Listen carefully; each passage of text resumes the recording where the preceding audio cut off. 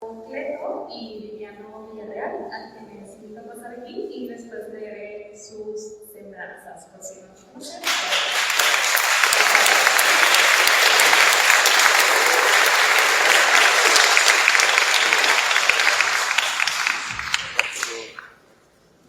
Y pues también agradezco mucho que Jacobo y Viviano hayan aceptado la invitación del Festival Internacional de Santa Lucía para este diálogo, y también porque ellos, pues básicamente uno de sus podcasts por primera vez lo hacen presencial, ¿verdad? Entonces eso nos hace muy feliz al festival, que nos encantan las primeras veces. Y bueno, Jacobo Cleto es maestro en ciencias con orientación en arquitectura en 2016 en la Facultad de Arquitectura de aquí de la Universidad Autónoma de Nuevo León. Ha sido ponente en congresos nacionales e internacionales. Sus temas de investigación son la experiencia de la arquitectura, las consecuencias sociales de los edificios y el patrimonio cultural, en especial el patrimonio industrial, tema que ha sido de su interés desde su tesis de maestría y desarrollado en distintos foros. Comprometido con la enseñanza de la teoría de la arquitectura, actualmente tiene varios intereses: la relación entre arquitectura y cine, o el paisaje como modo de sensibilizar al diseñador al resaltar la importancia del contexto, los modos de habitar, la identidad territorial, como futuros temas de investigación. Y ahora, Viviano Villarreal Bolón, él es arquitecto por el TEC de Monterrey y titulado en honores de la maestría en diseño, teoría y pedagogía de STIART en Los Ángeles. Trabajó además con varias prestigiosas oficinas de arquitectura como OMA con Brujas de 2019 a 2015 en Hong Kong. También en C-Arc Architects en Ámsterdam y con Felipe Sadi en Chile. En el 2015 estableció el despacho Mass Operations, con proyectos que van desde Hong Kong hasta México. De ellos destacan Love para Artista en Taiwán, ganador de la medalla de plata de la Bienal de Jóvenes Arquitectos Mexicanos, así como el edificio corporativo de Farmacias del Ahorro en Monterrey, que también ha sido ganador de un premio, el Cali de Cristal, en la 21 Bienal de Nuevo León.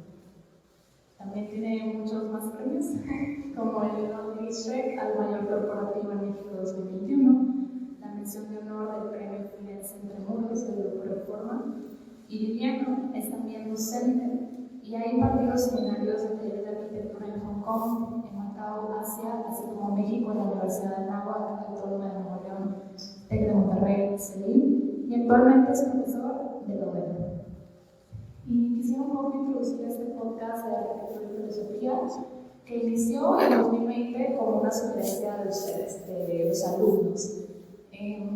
Ambos, Cleto y Viviano, eran docentes de la Autónoma Y el podcast de Arquitectura y Filosofía tiene como principio ser una plataforma de discusión y difusión de temas relacionados con la arquitectura y filosofía. Actualmente tienen 32 episodios grabados y los dividen en 3 partes. Algunos se dedican a perfiles de figuras relevantes de la profesión, otros son entrevistas de expertos y otros hablan de temas circundantes. Este podcast ha sido invitado a participar en la Bienal de Santa Cruz de Bolivia y bueno, hoy tenemos el gusto de tenerlo aquí en la Facultad de Arquitectura como parte del Festival Internacional de Santa Lucía, que este año es su 15 años. Entonces, pues agradeciendo este espacio, dejo lugar a ellos, los expertos en este podcast. Muchas gracias.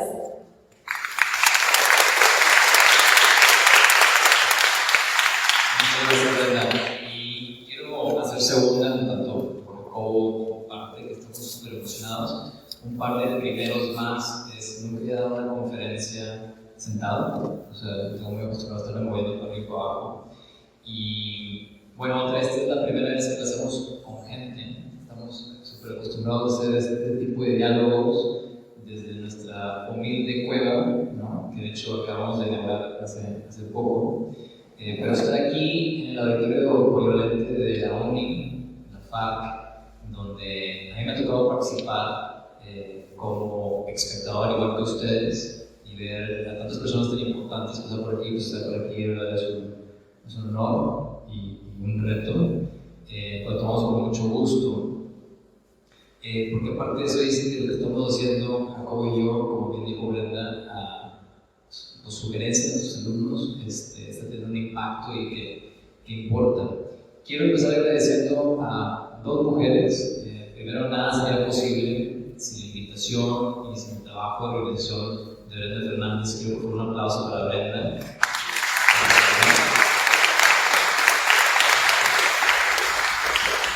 Y segundo, a Carmen Perales, que nos está ayudando, como nos ayudan los podcasts con el cambio de imágenes. Carmen tiene que lidiar con un filósofo y un arquitecto con este podcast. Está muy nerviosa, hay que darle un aplauso para animarla.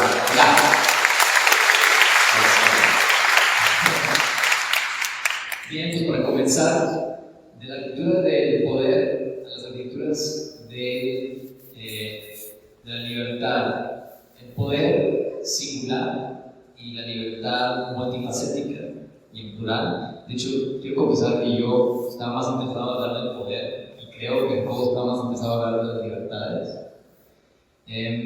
Pero bueno, yo creo que todos podemos estar de acuerdo que la libertad es un derecho que se nos da al nacer, ¿no? O simplemente existir. Hablando de la libertad. Pero se requiere, quiero pensar yo, de un gran poder para poder garantizar y salvaguardar esa libertad. Entonces me gusta empezar a mí a atacar cualquier problema de diseño identificando los problemas, ¿no? Y por ahí escribo un poquito de intro de uno de mis héroes, Buckminster Fuller. Bucky Fuller, de hecho tenemos un episodio de él, no recuerdo el nombre.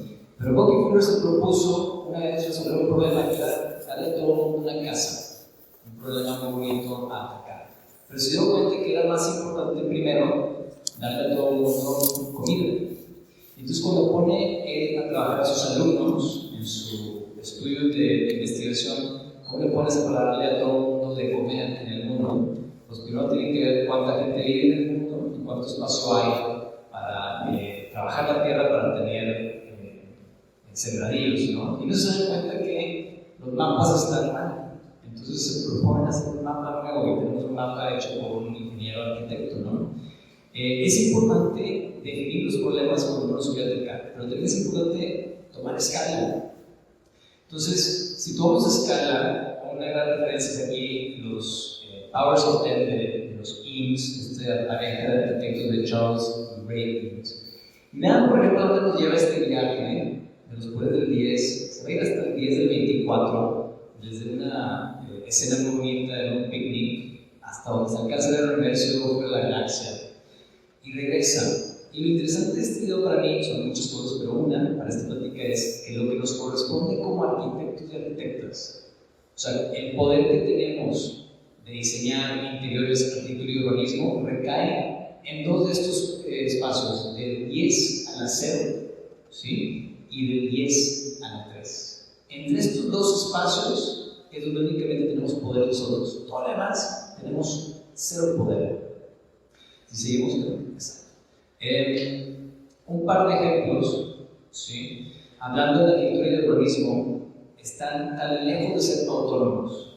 No estamos libres, estamos trabajando en conversión con muchas cosas. Y la arquitectura y el urbanismo están intrínsecamente ligadas a decisiones políticas y económicas. Uno esperaría que estas siempre están a favor del bien común. ¿Sí? Esa frase es bien importante, a favor del bien común. Un par de ejemplos que podemos ver que hablamos del bien común.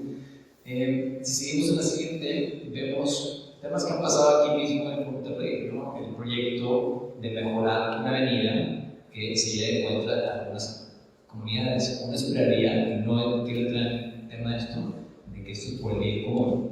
O, por ejemplo, en Estados Unidos, si vemos lo que pasó con las torres, vamos a ver cuál era el bien común, si recordar las vidas de los que fallecieron, pues si tenemos que restituir millones de metros cuadrados que eran de alguien, ¿no? Propiedad privada de alguien. Por último, quiero nada más tomar en cuenta que todo lo que hablamos hoy tiene ramificaciones filosóficas y arquitectónicas. Por ejemplo, el balcón. Quiero que ustedes piensen ahorita en su cabeza qué es un balcón para ustedes. ¿Sí?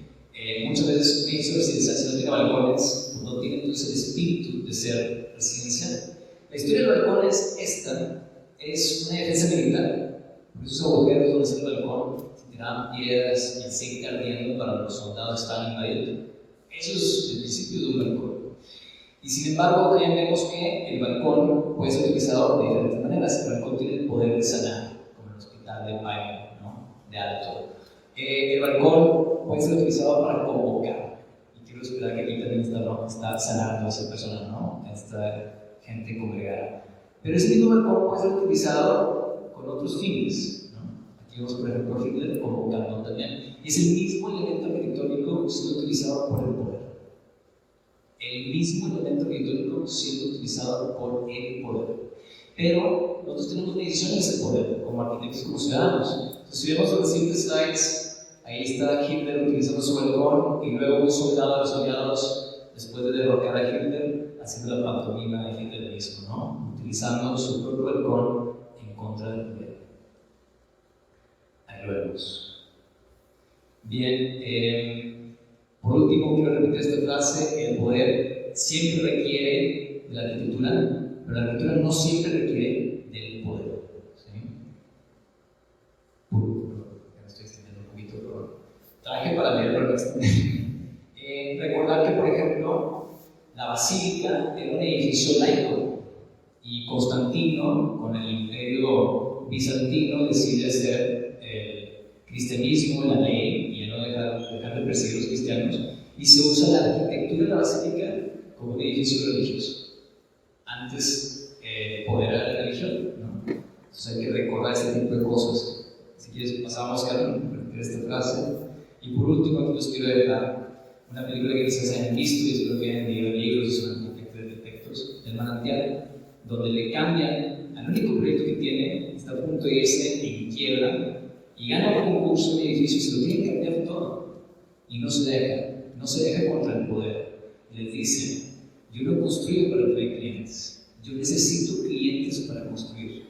O sea, nos dice todo, porque necesitamos el poder a veces. Gracias. ¿Cómo? Hola, ¿cómo están? Muchas gracias por venir. Cuando iniciamos esta temática, esta conceptualización, primero quería hablar más sobre la arquitectura del poder.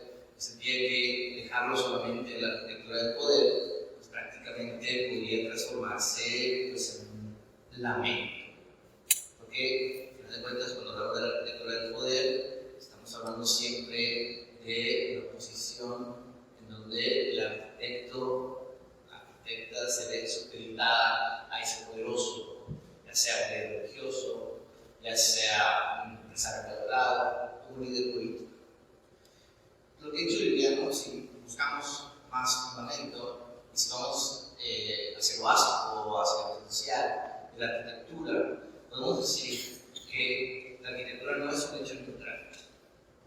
La arquitectura no es solamente un objeto, es un objeto donde suceden cosas. Esto puede sonar muy simple, sonar muy sencillo, obvio, pero como siempre le digo a los estudiantes, hay que romper su obviedad. Y más allá de su obviedad, encontramos que la arquitectura, los edificios, median nuestras actividades. Pensándolo así, entonces, al mediarlas, las afectan y las condicionan hasta cierto punto. Esto, por un lado, revela una responsabilidad de la arquitectura, del arquitecto, en la constitución de sus espacios. Por otro lado, ¿quieres empezar? También nos da a entender que hay una dimensión política de la arquitectura, una dimensión política, porque la arquitectura puede organizar, puede orientar la manera en que se relacionan las personas. Hay una dimensión política que el arquitecto, al estar dependiente de un modelo de negocio, de un sistema económico que lo rige, porque vamos a ver más adelante cómo se va a defender eso, ¿sí? Tiene que supeditarse a ese poderoso. Y ese poderoso el que aprovecha esa cualidad política de la arquitectura, como bien lo ha platicado Viviano, para legitimarse, principalmente, para generar monumentos de su época. Vamos a avanzar. Un concepto que me parece interesante y con el que intentamos contraponer esta idea de la arquitectura del poder era la idea del poder. Si hablamos del poder en términos de sometimiento, en términos de determinación, ¿qué pasa con la libertad? ¿Qué sería la libertad? La libertad es un concepto filosófico bastante difícil, bastante amplio, tratando de encontrar una definición práctica, tanto para esta discusión como para hacer conversación. Estamos partiendo de la idea de la libertad determinada o la libertad como participación, que tiene un carácter político. De entrada, la libertad podemos considerar que es una garantía de cualquier individuo. El mismo liberalismo se basa justamente en esa idea. Y por extensión, el neoliberalismo, que digamos que es la contaminación o la degeneración del liberalismo, conlleva a que esa libertad o esa apreciación de la libertad se transforma en un individualismo total que puede llegar a ser rapaz y generar desigualdad. La libertad no solamente es un valor o no solamente es una idea, la libertad se practica. Y creo que la puesta en libertad no es solamente hacer lo que queramos, sino también la capacidad de determinarse, de delimitarse. Creo que la idea de libertad tiene que ver con la capacidad de determinar.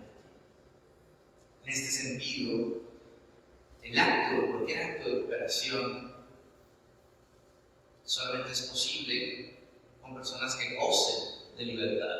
La libertad es condición de comunidad. Y ahí entran otros valores, como la solidaridad, como la justicia.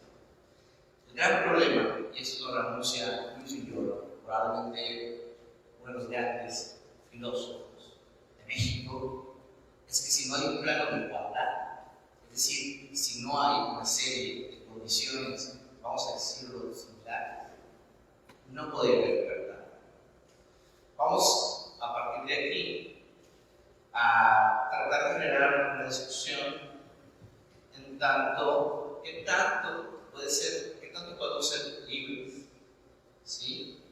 ¿Qué tanto podemos hablar, postular solamente una arquitectura de libertad? Y para darles cerrado al final, prefiero cerrar sobre la libertad. Bueno, nos vamos a extender un poquito de la arquitectura que se hace al final, pero es parte de la trama. Entonces ahí, como dijo Brenda, el formato, hablé yo, habla Jacobo, y ahora vamos a empezar una especie de conversación un poquito más libre, pautada para tener algo de organización. Lo más similar posible al podcast, como lo hacemos, ¿no? En el podcast estamos tomando otras cosas, pero bien. Ahí la frase de esta persona se llama, perdón, Luis Villoro. Dice: si no hay condiciones iguales, entonces no hay libertad. Lo que dice, sí. Eso es súper interesante porque ¿qué tan libres somos si nuestra libertad nos la dan los muros, ¿no? Tener tu muro de tu propiedad bien definida hace que tú puedas tener tu vida a gusto y que no estés invadiendo visualmente o sonoramente a tu vecino, ¿no? En los textos de Kulka es muy interesante el análisis del muro. Les platico la tesis de Rem. En parte, una tesis de licenciatura, les pedían hacer el levantamiento de un edificio en Europa. Estaba estudiando en Londres. Entonces sus colegas se fueron a levantar un palacio italiano o algún proyecto importante en España y se comían unas tapas o tomaban unos vinos en Italia. Y él se fue a levantar el muro de Berlín. Y cuando regresó, ustedes han hecho un levantamiento arquitectónico, ¿no? Lo complejo que es levantar un palacio, el lanzamiento del barroco contra un muro, pues se atacaron la risa. Entonces dicen, no, lo que pasa es que la arquitectura es importante también entender que tiene la capacidad de obrar por el mal. Entonces te cuento que el emoji siempre se le vuelve la cabeza, todo y es cierto, vamos una para atrás por otra más. Ahí estamos. Entonces, este proyecto que hace Kulka es donde genera un muro alrededor de una ciudad y dice, ok, todo lo que está dentro del muro se vale todo. Es como en Las Vegas, es perdición. Cada ciudad es hacemos esta ciudad amurallada. Que las ciudades empiezan por ser murallas, esa muralla salvaguardaba a sus ciudadanos, pero también, como lo que con el balcón, esa muralla era una arma militar diseñada por ingenieros de arquitectos, ¿no? Entonces la tesis de Kulka dice, bueno, todo el mundo se va a querer meter a esta ciudad y por ende va a morir la ciudad en alrededor. Y de cierta manera casi regresamos a las ciudades amuralladas pues, de tradición romana y griega, ¿no? Los muros de Atenas que llegan hasta el clásico, por así decirlo. Qué interesante. Es que creo que mucho de la reflexión se puede entender también tomando en cuenta pensadores como Henry Lefebvre, que probablemente lo habrá leído el impacto de Lefebvre es enorme. Si se habla de urbanismo, se tiene que hablar de Henry Lefebvre en algún punto. Henry Lefebvre tiene un libro que se llama La producción del espacio. La producción social del espacio, prácticamente la tesis es muy sencilla. Las condiciones sociales, la manera en que la sociedad se organiza, es al mismo tiempo espacial. Es decir, la sociedad no puede organizarse, no puede haber sociedad, relaciones sociales, culturas sociales, sea la que queramos utilizar. O sea, no puede haber sociedad sin espacio. Ya ves. Entonces, es interesante en este sentido que no podemos separar entonces el poder, ¿sí? La capacidad política, ¿sí? De lo que es un espacio. Por a la idea que había mencionado ahorita, no hay arquitectura neutral. Diane Sui, que creo que es uno de los arquitectos que más ha trabajado en la arquitectura del poder, justamente establecía esa idea de que la arquitectura era un medio para ser utilizada por quien podía, ¿sí? Quien podía pagar, quien podía gestionarla. Creo que también es importante, y eso creo que trae unas palabras, recalcar cómo ciertos espacios nos hablan de ciertas interacciones, cómo esos espacios han sobrevivido en la actualidad, nos dan, creo que son una buena evidencia de lo que menciono ahorita, de cómo la arquitectura organiza. Sí, hablas de una simbiosis, ¿no? Y por bajarlo un poquito más, el término de simbiosis es huevo y gallina, ¿no? Es primero el huevo o la gallina. Y hablando de eso, no he leído todo lo de Lefebvre, pero yo no sé si alguna vez él se cuestionó en ese término estos espacios, hablando del poder, porque si le debemos a un espacio arquitectónico los gobiernos que son democráticos, es este. Arriba vemos Atenas y vemos el Partenón desde el Nix o el Ni en griego, donde se da por primera vez la actividad democrática, ¿no? Entonces el espacio se diseñó para apoyar esa actividad, esta nueva forma de gobierno, o el mismo espacio es el que promueve ese tipo de interacción entre humanos, es decir, todos somos iguales, todos votamos, un montón de cosas que hay ahí, pero de cierta manera ese lugar es el precedente, el predecesor de todos los senados, congresos democráticos del mundo y vemos pues, el americano, ¿no? Es interesante también como que lo platicábamos ayer cuando estábamos organizando, estamos ensayando, por decirlo de alguna manera, y decía que la manera que se organiza el espacio es como si el político o el dirigente, o en este caso quien va a promulgar una ley, queda totalmente vulnerable. Entonces se aplana, ¿sí? Entonces prácticamente ahí es donde está la democracia, porque no hay jerarquía, ¿sí? Eso es un capitalismo directo. Y luego te contaste una anécdota bastante brutal, ¿no? Pues bueno, o sea, ha habido asesinatos famosos en el Senado, ¿no? En Roma es lo más importante.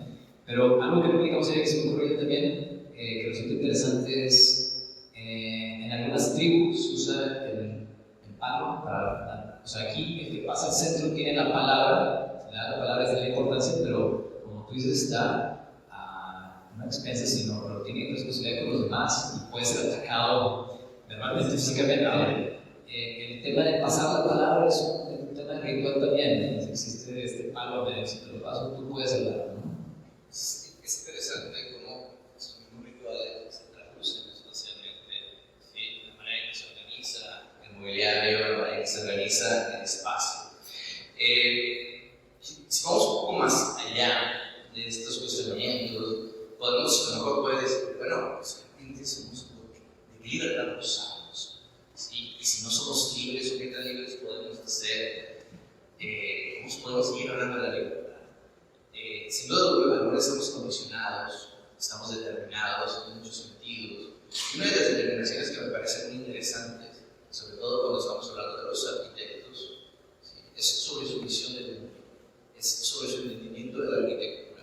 Y a menos que aprendan la arquitectura de manera autodidacta, ¿sí? Y el arquitecto está mediado por lo que aprende. El arquitecto su visión del mundo está comprometida por lo que se le enseña. Claro, cuando es un genio, y le digo a mis alumnos que pues, está por ver si hablas de genios o no. Algo que me encanta a mí es sacar en las clases, por ahí veo algunos alumnos de otras instituciones, me da mucho gusto verlos. Me parece, ya Viviana, ya nos dijiste eso, pero es algo que hablo mucho. Segundo, la siguiente carrera es este señor, arriba de la izquierda, se llama Jacques-François Blondel. Existió un poquito de los arquitectos de Francia de por ahí del 1700, 1800. Desafortunadamente hubo 3 J.F. Blondeles arquitectos. Este es François, es muy particular. Y él tenía su propia escuela de arquitectura y era tan buena en la escuela que el rey le pidió que por favor se convirtiera en director de la escuela del rey, o sea, la oficial de Bellas Artes. Y cuando el rey te pide, pues no le puedes decir que no, o sea, lo forzó a cerrar su propia escuela y convertirse en director de la Escuela de Bellas Artes. ¿Y por qué sale ahorita este tema? Porque tú dices, ¿qué estamos aprendiendo? ¿No? Entonces, en Bellas Artes tú aprendías a hacer lo que el rey necesitaba. ¿Sí? Entonces, si el rey necesitaba puentes, haces puentes. Si el rey necesitaba un palacio de grano, haces el palacio de grano. Y así sucesivamente el rey era el poder, ¿no? Entonces cuando ahí está el Louvre donde él da clases en ese cuartito amarillo que se ve ahí, imagínense dar clases en el Louvre, ¿no? Eventualmente arquitectos americanos estudian en Bellas Artes y regresan a Estados Unidos y empiezan a dar clases de lo que aprendieron en Bellas Artes. Entonces ahí sale un alumno que es William Robert Ware, que dice, bueno, ¿y por qué estamos aprendiendo a diseñar palacios? Aquí no hay ningún rey en Estados Unidos, ¿no? Él pone lo que sería el primer programa académico profesional de 4 años de duración de licenciatura de arquitectura, y es en MIT. Entonces dice, a ver señores, aquí no vamos a enseñar palacios, nos vamos a preocupar primero por entender cómo funciona la ciudad y cómo funciona la vivienda en altura, que en este caso es de 6 pisos, y la casa de campo, donde se genera toda la comida para esta ciudad. Cambió en qué es lo que estamos enseñando, porque eso es lo que se está construyendo allá afuera. Siempre hay que cuestionarse qué estamos aprendiendo y para qué. Sobre qué estamos aprendiendo, tú cuando contabas la anécdota, yo te decía, bueno, ¿por qué esta obsesión de las escuelas de arquitectura de estar constantemente dedicando talleres y talleres y talleres de proyectos, de estar haciendo rascacielos? Muy probablemente pocos de ustedes tener la oportunidad de ser uno, independientemente de lo que yo piense sobre ellos, ya sabes, no hay que entrar en ese detalle sobre el desarrollo. La segunda no en contra de lo que se no, hoy no vamos a hablar de poder. Y el punto es que los estudiantes deben de ser activos, deben de ser conscientes de su aprendizaje. ¿Sí? Al grado que deben de cuestionar qué estoy aprendiendo, para qué estoy aprendiendo y qué voy a hacer con ese aprendizaje. Vamos a avanzar. Y ahí es donde surge lo que podemos llamar como arquitectura de la libertad. Arquitecturas que se cuestionan el canon, es decir, que se cuestiona el cómo estoy aprendiendo, a qué le estoy dedicando tiempo. ¿Sí? Llevo 3 semestres de taller haciendo un edificio de usos múltiples. ¿Para qué? ¿No hay otro tipo de necesidades? ¿No hay otro tipo de problemáticas? ¿En qué momento el arquitecto o el profesional de la arquitectura puede asumir su poder, su conciencia de sí, puede llegar a generar otro tipo de arquitecturas, prácticas alternativas? Esto es sumamente discutible, pero es sumamente discutible si seguimos pensando en un status quo de lo que debe ser el arquitecto, de cómo debe de verse, de cuánto debe ganar, de dónde debe estar, de cuál debe ser su posición social. Las arquitecturas de la libertad visibilizan otras realidades, pueden poner en evidencia o pueden promover esperanza para territorios que muchas veces no son considerados. La verdad es que la selección es algo arbitraria. Alguien puede hablar de otro espacio, alguien puede decir que estás hablando de arquitectura de integridad social, probablemente, pero aquí yo estoy nombrando arquitectura de la libertad. Quise traer 2 casos, la charla. Unos son Assemble, que es un colectivo inglés bastante interesante. De hecho, justamente hace poquito, creo que en Arquímedes se les hace una entrevista y repasan un poco su historia y dicen, bueno, nosotros éramos estudiantes insatisfechos. Me recuerdo cuando yo era estudiante bien insatisfecho. Me la pasaban enseñándome Platón, Aristóteles, y yo me quedé posmoderno, yo quería de los estructurales, a mí dame de leyes. Y esos estaban satisfechos porque su programa radicaba más en cuestión de representación, pero ellos querían construir de otro modo. Entonces fueron creando un colectivo de acuerdo a diferentes necesidades, y hoy creo que una de las prácticas más interesantes. Y digamos, ahora, sacando el caso de Latinoamérica, tenemos a 4 chicos de Ecuador bastante interesantes que creo que replantean las ideas de menos es más, que lo llevan a su sentido original, de austeridad, un sentido ético, como es Al Borde. Creo que Al Borde me parece muy interesante, hasta su mismo nombre, no sé cómo llamarlos también. Yo traía 2 casos de estudios de cada uno, pero nada más era simplemente como mostrar lo que hace. El caso de Assemble, pues arquitecturas que tienen un factor de carácter colectivo, o sea, en estas arquitecturas de la libertad creo que entra mucho en juego con lo que había mencionado, porque el cooperar, la cooperación con una comunidad, el generar espacios, en este caso, en el Rayo Field, que es básicamente el hecho de fusionar un teatro con un estadio de fútbol, y creo que en realidad ecológicamente supongo que el estadio de fútbol viene del teatro, ¿no? Me imagino, sí, estudiando tipologías. Y es un espacio más de carácter divertimento. Por otro lado, ¿sí? El Sugar House, o sea, un espacio más de carácter de trabajo. Y si avanzamos, por ejemplo, Al Borde, creo que ellos, si ustedes, no sé, no van a ver estos fans de Arben, ¿no? Y que hablan de esta idea de austeridad y demás, es una austeridad chica. Una austeridad de la vena, esos ideales que creo que quedan siempre como que bastante superficiales. Si les interesa realmente arquitecturas con una mayor profundidad social, de comunicación con el territorio, yo les invito a que estudien Al Borde. Al Borde me parece grandes ejemplos, ¿sí? De arquitectos que se han desprendido. Ellos hablan de que se han desprendido de sus privilegios para generar una práctica comunitaria muy artesanal basada en el diseño participativo.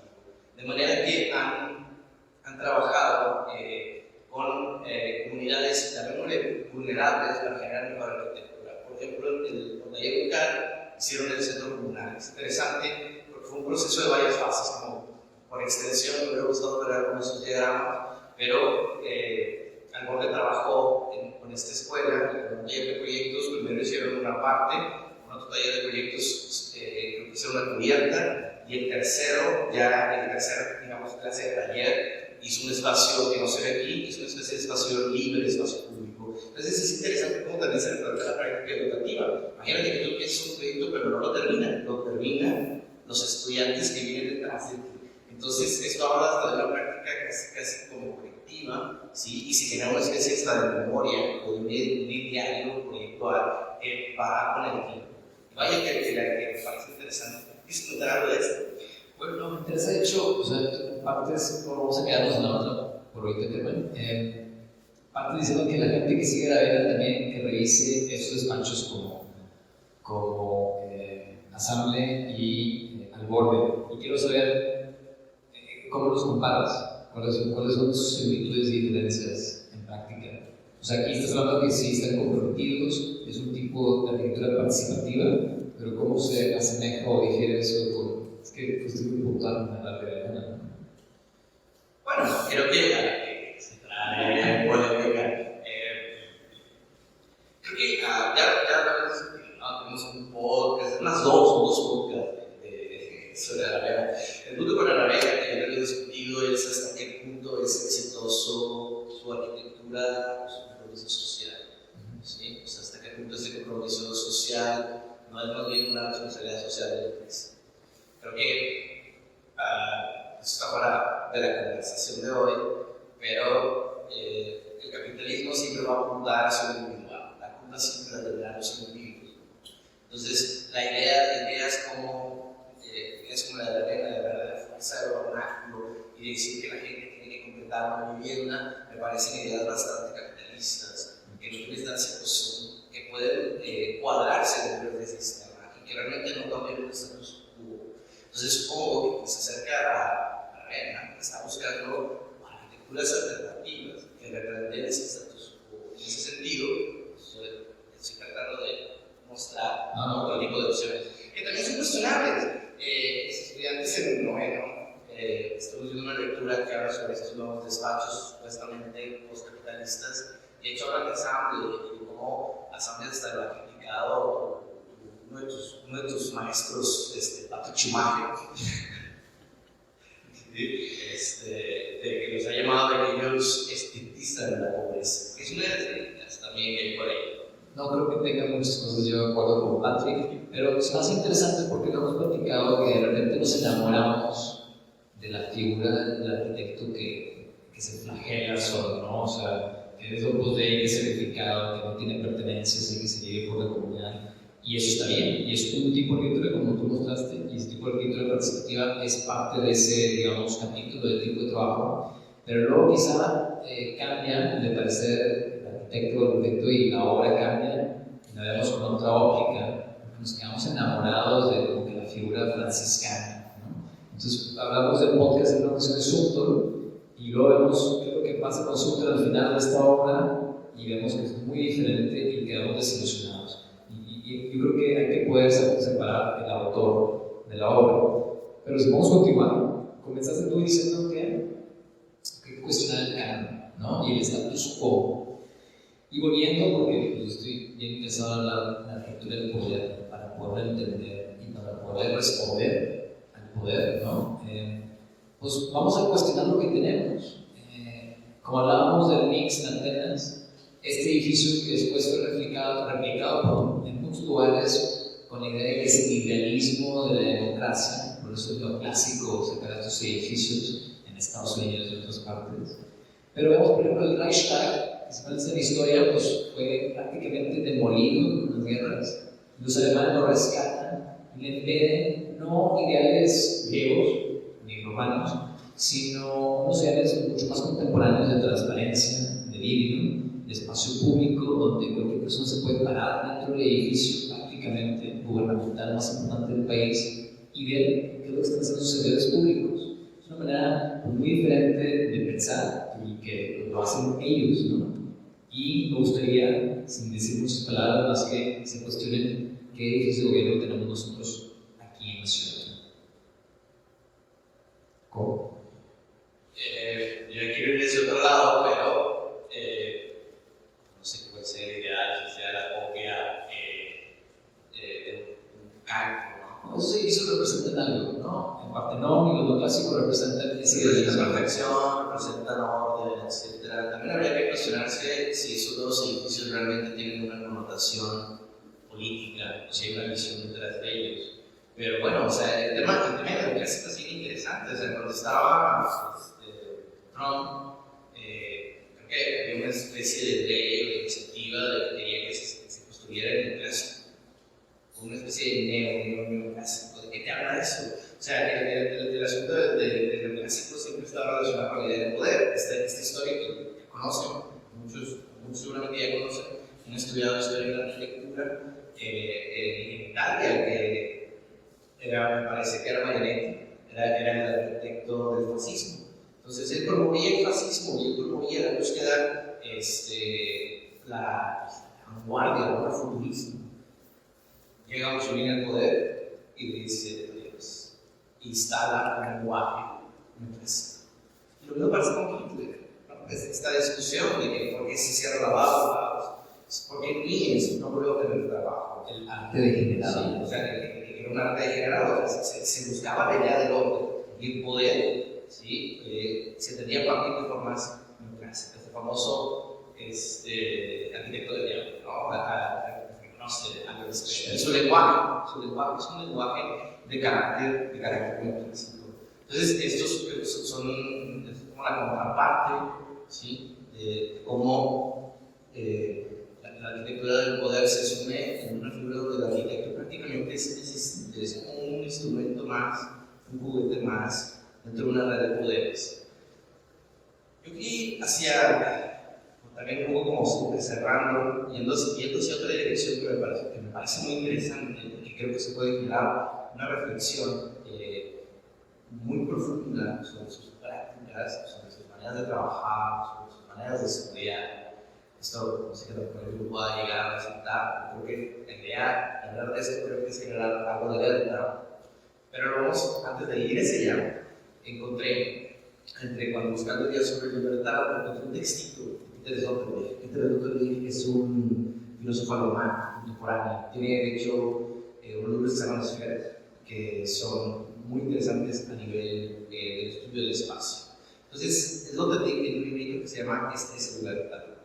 Y entre las tesis de Es libertad, la primera de ellas es que lo social, y esto es sumamente polémico o es discutible, lo social, o el cuerpo de lo social, es producto del estrés, es decir, nos reunimos de manera social, o sea, somos una sociedad, tenemos preocupaciones en común. Es decir, él habla mucho de esta cuestión, digamos, como psicológica, psicosomática de fondo, ¿sí? De las culturas sobre la sociedad. Y empieza a hablar sobre la libertad. Y si bien se habla de esa libertad determinada, los griegos, los romanos, en la modernidad, surgió otra idea de libertad. Y esa idea de libertad la ve Rousseau, cuando Rousseau anda escapando él se exilia en Suiza y habla de una libertad en términos de relajación. Es decir, la libertad es esa posibilidad de no hacer algo. Eso es interesantísimo porque la libertad siempre la entendemos desde la acción, desde la actividad, la vida activa, pero aquí nos habla de la libertad no tanto lo que podemos hacer, sino el determinar no hacer algo. Palabras muy fáciles, la libertad entonces es un estado de no estrés. Es un poco el ocio, ¿no? Tengo que el descanso. Quiero romper la cuarta pared por sobre veces. No saben cómo disfruto yo de discutir con el Kobe. Estoy teniendo muchas clases aquí con él y estoy encantado estar en esas clases como alumno. Yo Sloterdijk no lo conocía hasta que empezamos a preparar esta charla. Yo viviendo en Holanda, andaba en bicicleta mucho tiempo por una calle de Sarasota, pero me tocó en cuenta que ¿de qué época es más o menos? Contemporáneo. Me gustaría saber aquí, con manos levantadas, ¿quién se siente estresado o estresada? Fíjense, estamos hablando, yo creo que más de la mitad. Bien, entonces el ocio, la libertad, se define con la habilidad de poder tener ocio, te permite no hacer nada. Y me interesa entender el ocio que es en la contemporaneidad y el estrés que es, porque cuando empezamos a hablar de este tema, se me viene a la mente esto, ¿no? Pues para mí, estrés, ¿cómo lo resuelvo? Pues yéndome a dormir, cuando estoy muy estresado, ¿no? Y recuerdo esos hoteles cápsula en Japón. Parte de este hotel que a lo mejor a alguien le estresaría mucho meterse de esa camita era que, de hecho, encontré un hotel cuando eres tan joven en Japón económico y que no te toque compartir con gente que no conoces y que sabes que va a ser la cama, lo que necesitas para dormir y decirte el baño y te vas. Te quitaba muchas cosas encima de ese hotel. Y de hecho esa camita ahí es tu micro ecosistema, tiene tu despertador y pagas por hora en ese lugar. Entonces cuando llegues, es un poquito estresante, pero ahí hay un reloj que te dice cuántas horas te quedan, según lo que pagaste, ¿no? Como si fuera una maquinita. Es muy interesante cómo vemos el estrés dependiendo qué estamos haciendo y pues dependiendo de las generaciones, ¿no? Aquí sobre todo quisiera resaltar el papel que juega un elemento, bueno, en este caso un mobiliario como es la cama, que por cierto hay un artículo bellísimo, muy interesante de la arquitectura sobre los usos de la cama, de Beatriz Colomina. Beatriz Colomina es probablemente una de las personas que es la más grande crítica de la arquitectura de la actualidad, es una figura bastante respetable, tiene una visión bastante interesante y alternativa de la historia de la arquitectura. Un libro que se llama Arquitectura de los Rayos X, te lo recomiendo. Es un libro en el que trata de describir cómo el motivo de la modernidad era combatir la tuberculosis. En ese texto de Beatriz Colomina, de Arquitectura Review, nos da toda una serie que hace una historia de la cama y de cómo hoy en día la cama se ha transformado en ser también un espacio productivo. La cama ya no es simplemente ese lugar en donde dormir, sino es ese lugar en donde hacemos todo. Y bueno, hay que ponerle un punto en la cama de Beatriz Colomina con recordar, cuando dice como que podemos hacer todo desde la cama, que también podemos cambiar el mundo desde nuestra cama. Tuve una amiga que falleció, que tiene una enfermedad muy difícil, y me acuerdo que me contó una vez, cuando estaba en los últimos años de su enfermedad, hablando con una psicóloga, porque estuve en cama varios años. La psicóloga dice: es que desde tu cama puedes tener una vida muy llena, y desde tu cama puedes cambiar el mundo. Entonces, aquí, bueno, qué bonita imagen, ¿no? Es pues esta famosa protesta, ¿no? Que fue mucho mediático, total. Yo la verdad, cuando hablas de la cama en ejercicio productivo, cuando era estudiante, hablábamos de David Dieck, que tiene unos grabaciones en YouTube de cuando de la cama, no, así de la cama, hablando, un sueño, un día, hacer un podcast de la cama, ¿no? Regresando a Beatriz Colomina, es interesantísimo cómo ella hace esta descripción sobre la cama, como prácticamente parece que la cama es una especie como de nave espacial o nave estática en la que orbitamos, en la que orbita la información, y prácticamente giramos. Esto obviamente agarró mucho fuerzas de pandemia. No tenemos que empiezan a acelerar los procesos, el confinamiento. Sin embargo, también la verdad, con todo el respeto, ¿no? Porque de hecho luego Beatriz Colomina hizo una instalación de una serie de conferencias desde una cámara que pusieron dentro del Cemetery Gallery, cuando la conferencia Escobedo, que fue ¿qué? ¿Año? 2016. Pero más por ahí la Removich, también su centro que te paseaba en una cama por todo el espacio, ¿no? El slow performance. Creo que también mucha comunidad tiene algo al respecto. Pero el verdadero problema de esta situación, ¿sí? Es que entonces eso que hablamos, esa idea de libertad, que hablábamos, ese estado de no estrés, gracias, de relajación, ya no es posible. De cama, para descansar, de la cama como extensión, dormir, descansar, está dentro de la lógica de productividad, es una fase más, ¿sí?, en esta sociedad de rendimiento. Y en ese sentido, me parece, para ir cerrando, las críticas de Bourdieu, ¿sí?, sobre la sociedad contemporánea. Que una figura como la de Prometeo, que sabe, ¿no?, el mito griego, Prometeo roba el fuego, ¿sí?, se lo da a los seres humanos, los dioses lo encadenan, el fuego en este caso es la razón, o por extensión la técnica, lo encadenan, un peñasco para que una serie de pájaros, ardillas, estén constantemente picando.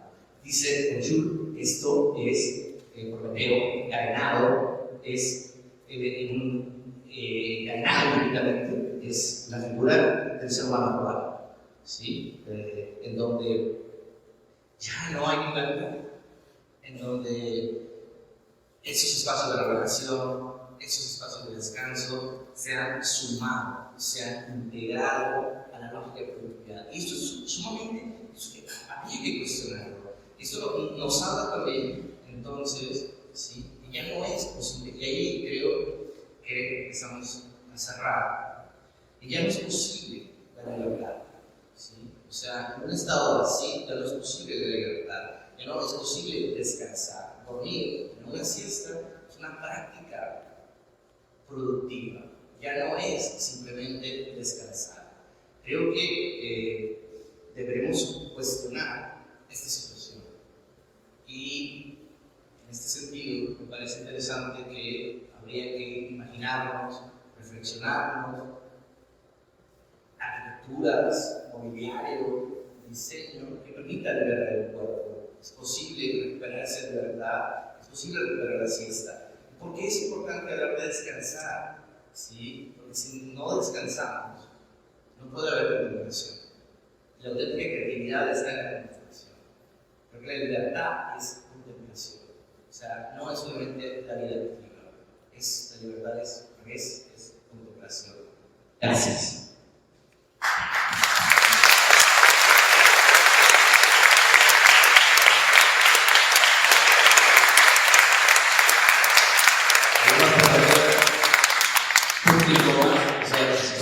Jóvenes en jóvenes que dicen que se viene a descansar, ¿no?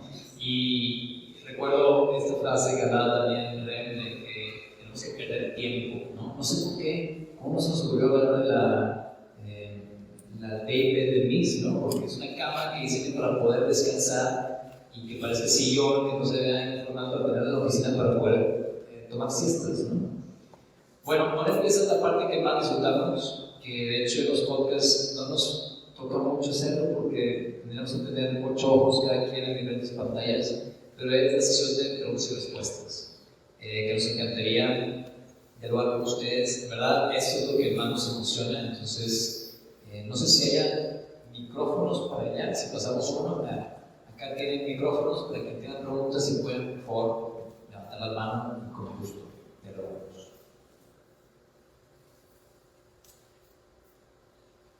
Ahí, un comentario, si quieren descansar, ya se quieren descansar, ¿no? Ya estamos. Hablamos de la cultura del poder y de la libertad, y no tienen nada que hacer que lleven.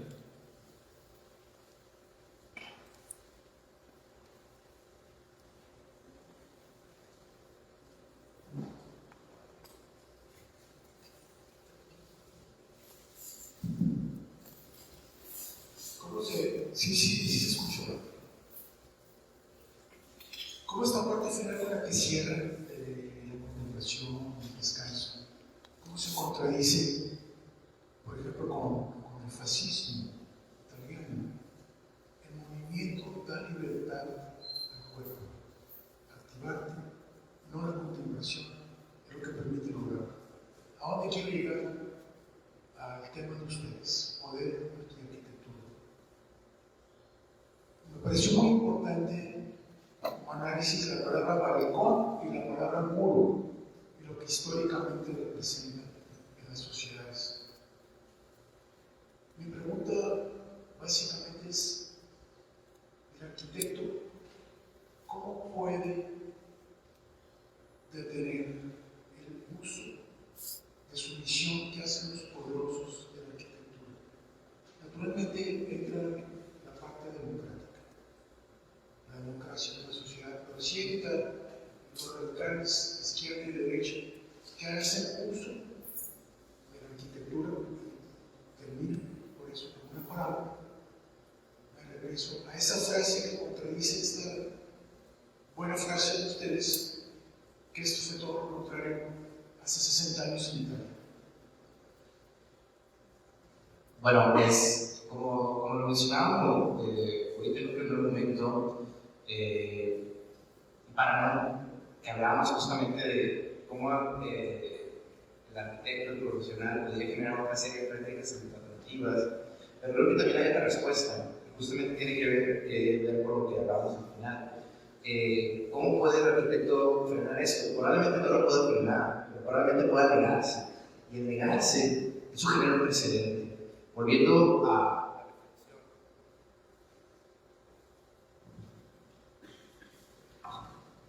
me asusté. Sí, sobre cómo somos educados, cómo aprendemos. Creo que también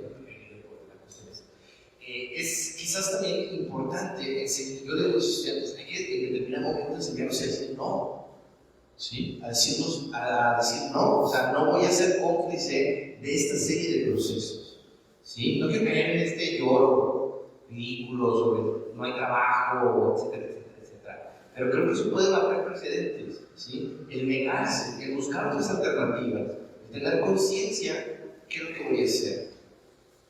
O sea, creo que eso es fundamental. A lo mejor la mayoría de los estudiantes, cuando recién salen, no tienen tanto campo de decisión, pero cuando tengan decisión, ¿qué van a hacer ellos? O sea, creo que la libertad se puede fundar también, como repito, no solamente en lo que hacemos, sino en lo que dejamos de hacer. Este libro de la arquitectura del poder, de Ayala Soyi, da una serie de lecciones interesantes. No serían quizás las más adecuadas, pero es interesante. ¿Qué hubiera pasado? Esto de What If a mí me interesa mucho, ¿no? Pues pudiera ser, ¿qué hubiera pasado si Zaha Hadid hubiera construido para Saddam Hussein? Realmente Zaha Hadid en el occidente ni siquiera la conocemos. Y a veces eso también responderá, quizás, como crítica, a que siempre hay un cierto poder. Yo creo que el poder siempre está, pero negociamos con él. Sí. Si pudiera agregar ahí, yo no soy experto en fascismo, pero recuerdo dentro de esos tipos de gobiernos, los nazis, y yo recuerdo había una frase en los campos de concentración que decía: el trabajo te libera, ¿no? Y creo que es lo que estás hablando.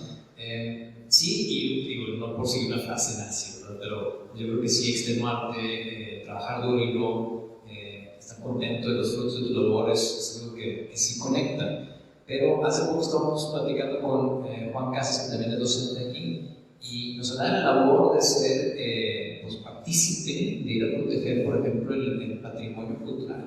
Y dice, nadie te lo paga, pero tienes que tú pararte y decir, no, esto no lo respetas, y no vas a tomar este muro y demás, ¿no? Y lo otro que comenta Jacobo de decir no, es bien importante, y yo lo veo es, por ejemplo, bueno, el que te eduquen a por qué decir no y cómo usar diplomacia para decir no, pero así sí, ¿sabes? O sea, a mí me encantaría que todos los políticos crearan arquitectura. Creo que viviríamos un mucho mejor mundo, ¿no? Si tuviéramos ese caso. En mi particular trinchera, a mí me tocó con mucho miedo tener que decirle a un cliente que quería una torre, decirle, no, lo último que tú quieres, nada más que tú no sabes que es una torre. Acabamos haciendo un edificio de 5 pisos, cuando todos los que están alrededor tienen 20. Y nos pudo haber corrido, nos digo, ¿sabes qué? Este güey no le interesa hacer torres, nos vamos con alguien más, ¿no? Y me puede haber quedado sin chamba, un proyecto que en el corte de carrera pues yo creo que es de los más representantes. Entonces, ese tema, creo que tomárselo muy a pecho y es importante. ¿Cómo decir que no y cómo convencer al poder de hacer lo correcto? ¿Alguna otra pregunta por ahí?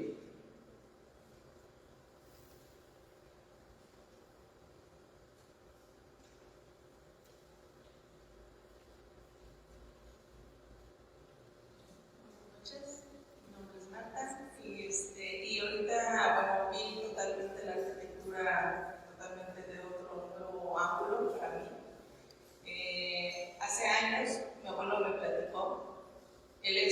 nació en 1903, bueno, ya falleció, pero él me decía que en las haciendas había una sonorización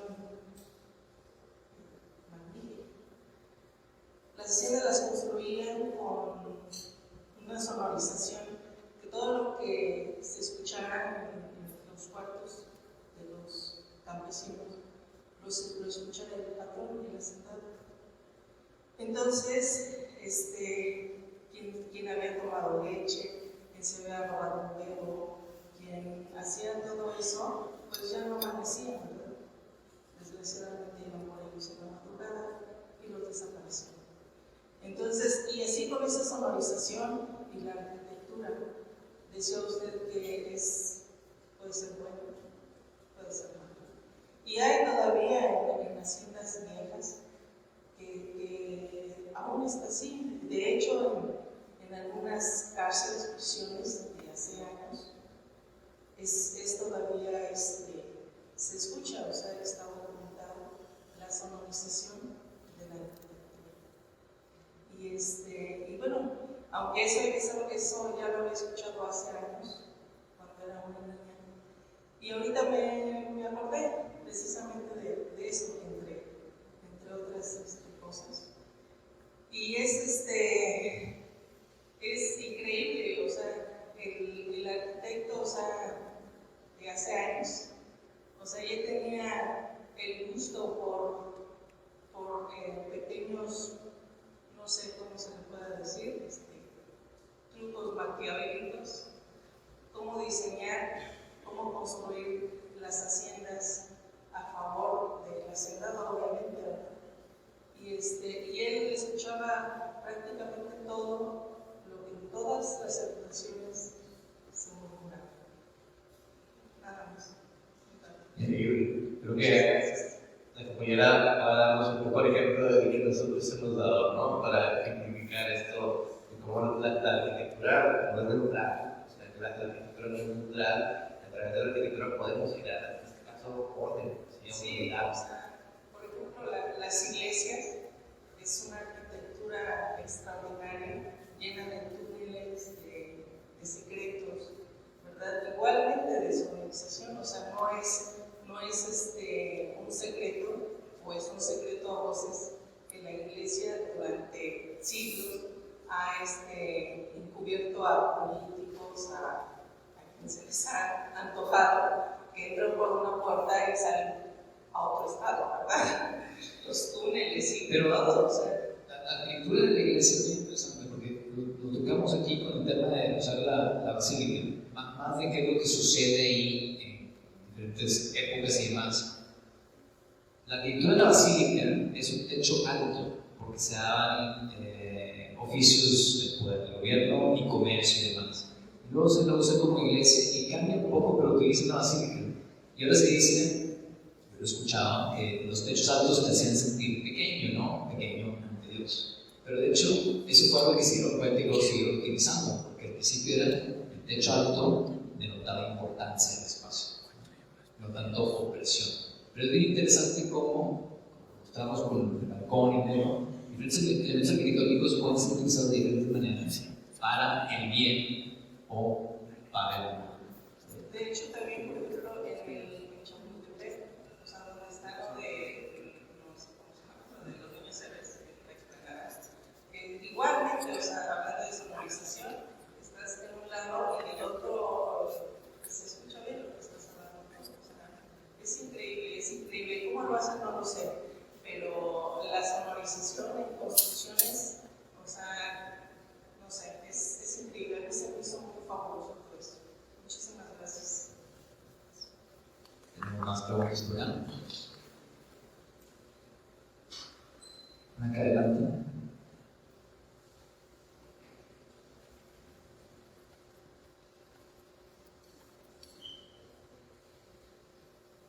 Buenas noches,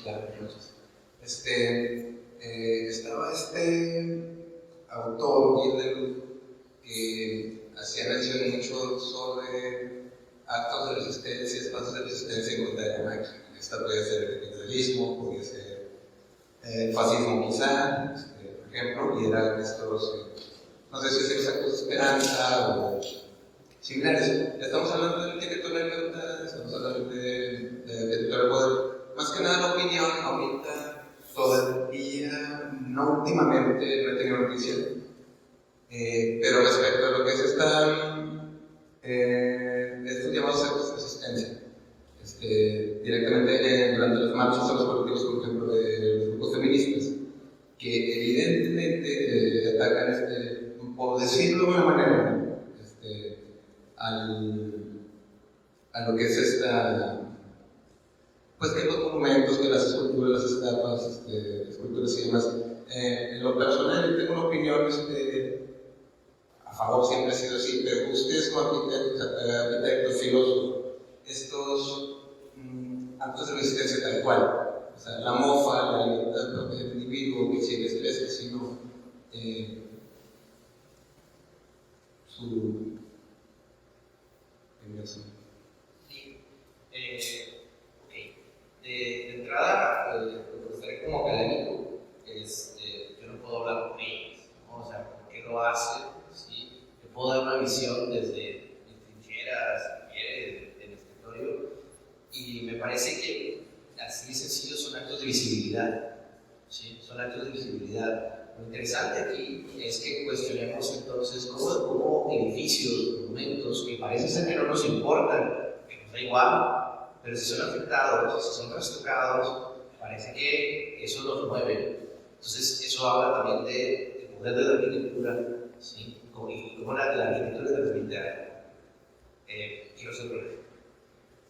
Claro, porque si no fuera importante, entonces no sería el propósito de darle visibilidad a lo que ese ciudadano quiere transmitir, ¿no? Claro que hay un problema de sociedad detrás, que es lo que están combatiendo. Empezó la cultura porque empiezan en las redes de que no, porque no vayan a ir a su casa, no son formas, tal cual, pues oye, pues, es que, y esto se le pone ahorita con el resto, pues, se habla mucho que progreso, que la cultura del progreso y demás cosas, como que empezó la cultura, obviamente más que nada acá, el progreso, sí, por eso, ¿no? Pero un ejemplo raro que termina diciéndose otro. Sí, lo puedo comparar un poco con vivencias propias mías en Asia. Estuvo el movimiento del paraguas amarillo cuando China empieza a tratar a Hong Kong. El tema es que ellos querían que no hubiera un líder del movimiento. Y cuando no hay un líder del movimiento, entonces todo el mundo puede opinar. Y había un problema en organizar ese movimiento para ellos. Y lo que sucedía es que entonces cualquiera podía desvirtuar el movimiento. Es lo que vemos en muchas cosas, nada más en el tema de equidad y protesta contra la violencia de las mujeres. Es un tema real, ¿no? Bien. Cerramos entonces. ¿Alguna última pregunta? ¿No? Acá para allá. ¿Es la última? ¿La estamos bien? Atrás.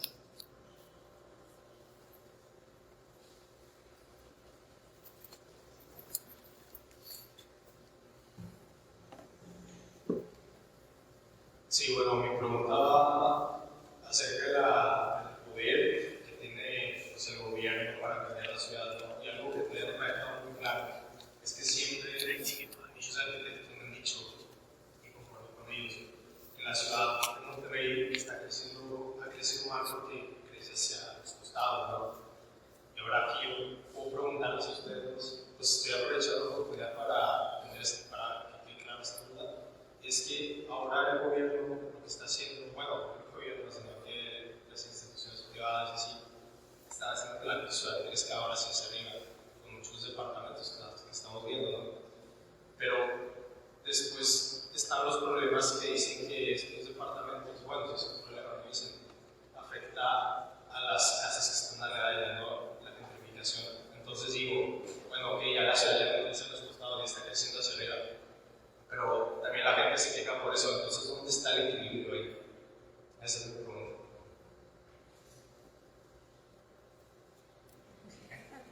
Es en tu institución madre, te doy el honor. Local. Es una pregunta compleja.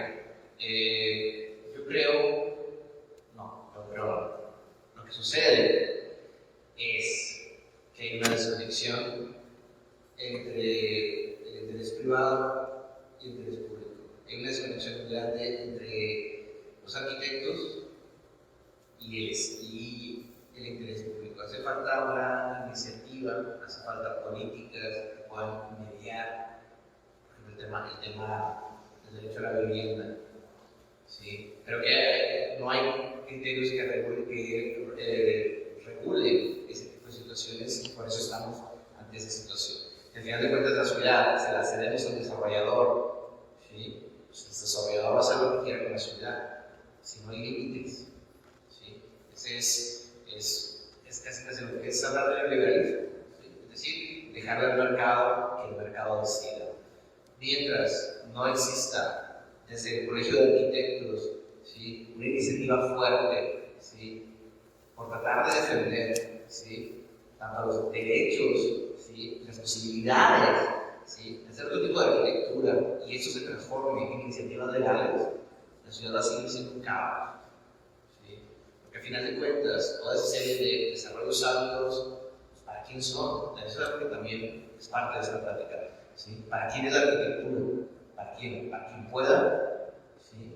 O a lo mejor creo que lo más funcionable es ¿esa arquitectura es para alguien?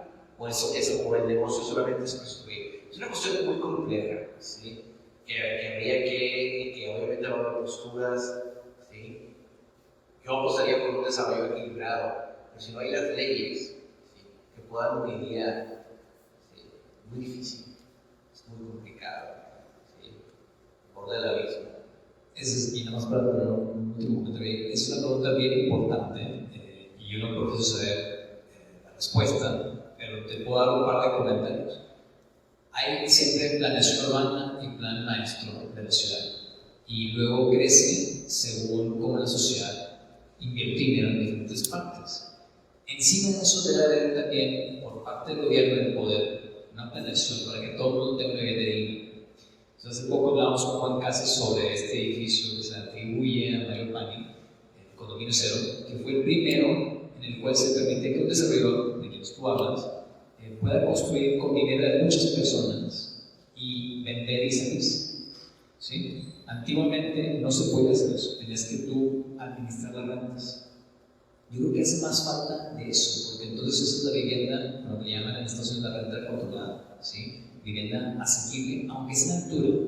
Ahora es más para el tema de vivienda y el plan maestro. El plan maestro, en partes de Europa, cada 5 años se revisa el plan maestro de la ciudad. ¿Cuándo fue entonces se hizo el plan rector acá? Y por último, entre densidad y no densidad, pues es bien complicado también, porque lo que pasa es que hay la densidad que planea el gobierno y la densidad que hay en las oportunidades de los desarrolladores. Un desarrollador te puede decir, estamos poniendo un edificio de 80 pisos, con este dinero, porque este edificio se va a llenar en 4 generaciones. Y tú dices, pues sí, nada más que vas a tener que hacer las instalaciones hidráulicas para que los 80 pisos se rindan, ¿sí? Y es especulación, es ir al casino, ese tipo de cosas. Pero ¿saben qué? Todos esos proyectos que son criticados por su altura, por su cercanía a patrimonio cultural en el primer cuadro de la ciudad, son legales. Entonces la pelea está en la legislatura. Meternos a decir, oye, espérame, este plan que permite este tipo de obras no está bien. Y esa chamba nadie la paga con dinero. Nadie. Entonces, si nos preocupamos por la ciudad, tenemos que pararnos ahí donde se hacen las leyes de la ciudad. Es donde deberían esos organismos intermedios, ¿sí?, colegios, sociedades de arquitectos, probablemente. Bien, muchas gracias por venir, muchas gracias por escucharnos. Nada más quisiera dar 2 agradecimientos.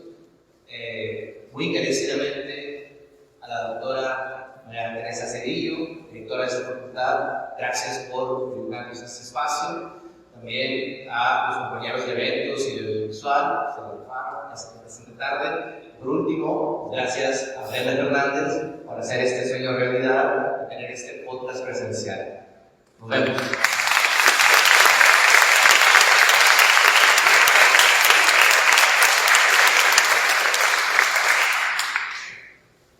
Muy agradecida con todos por su presencia en esta noche y por quedarse hasta hoy. Y queremos agradecer por un reconocimiento proyectos, tanto a Viviano como a Jacobo, y también tengo aquí a Laura Gómez, porque el Festival Santa Lucía también es su primera vez que tiene un apartado dedicado al arte, al diseño y a la arquitectura, y ese es Cuadrante, del cual Laura es organizadora específicamente de la parte de arquitectura, y le damos muchas gracias por estar aquí, porque Viviano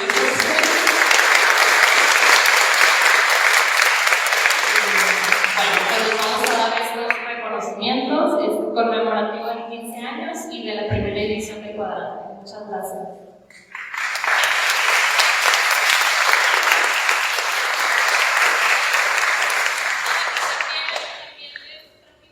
También les trajimos un pastel por nuestros 15 años que tiene unas cosas adentro.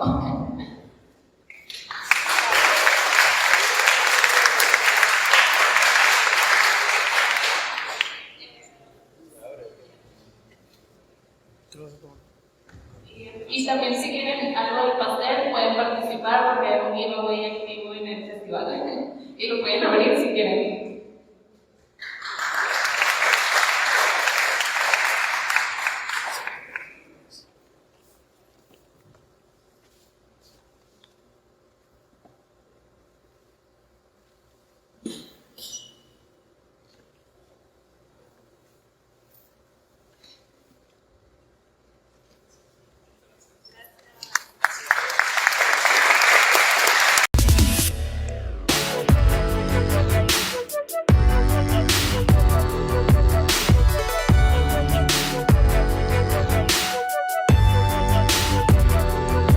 Episodios completos en nuestro canal de YouTube y Spotify.